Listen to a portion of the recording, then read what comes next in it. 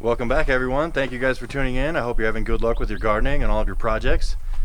And let's get to today's video. So as you read from the title, this is my first monsoon living out here, even though I wasn't actually here during the monsoon.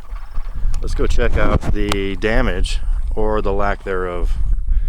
So as I was driving into the property, to the ranch out here, there was not much damage to the roads, so that's good. And here we are at the solar array. All the posts are perfectly vertical still. None of the panels have been struck by lightning, which is a good thing because I don't have them grounded yet. Here's our trench where our cables run through, and it's got a lot of mud in it, which is just fine. We're going to fill that in anyways. I'm actually going to run another length of cable through here in case I decide to double the solar array down the road, which I probably will. So none of the panels are grounded yet. I have all the stuff to do that though. Finally, I've got the clamps for the panels, and that'll be today's project, and I'll do a video on that later on how I did that. But none of the panels have moved. Nothing slid down. The ground is very wet down here where the water was running off the panels, so we'll be doing gutters soon, maybe in the next month or so. And then we'll put water tanks under here because we're going to turn this into a chicken coop. And we can check the breaker box. Nothing's been tripped, so that's a good thing. Next we will go look at, well, let's start with here.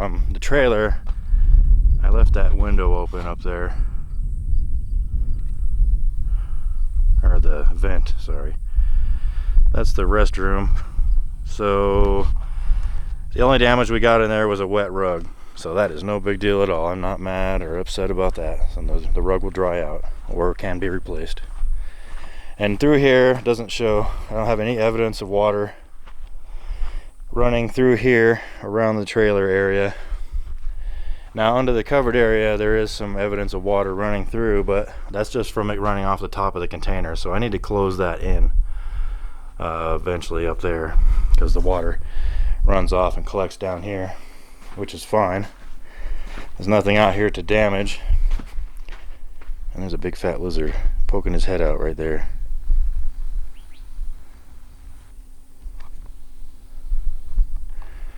A happy lizard. Don't worry, we're not going to bother you, buddy.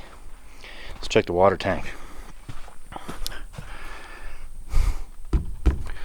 So it feels like we're up to about 12 to 1300 gallons in there, because this is, you see it shaking. That's the water pushing back. Oh yeah, it's almost full. There's a lot of pollen in there too. I've got some bleach we can treat the water with, so we don't get anything nasty growing in there. But I can almost reach the water. It's within 2 feet of being completely full. So that's at least 1200 gallons. Oh, we're totally zoomed in all the way. Oops. Yeah. So that's cool. We got a lot of water. That's at least 400 or 500 gallons, because I think we had 6 or 7 when I left. I was out of town for a few days, visiting with someone special. And then over here we've got the shower reservoir, and this is full. And this one has about 20 gallons in it, 25.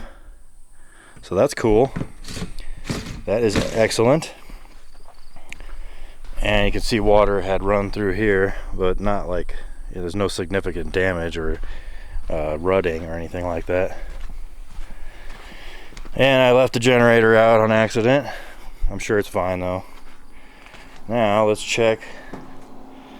So we've got the computer running right now because I just wanted to check some things, but there was no errors, no faults, and I was gone for 3 days, and the battery bank is 3/4 of the way charged, so that is wonderful news. Next we will let's see, we'll go check on the aquaponics system. But man, I'm so happy that this thing is finally, I got all the settings correct in here finally. Got that figured out. It was just me, it was my fault, it was user error. Obviously I have no idea what I'm doing, so if you take notes, take them with caution.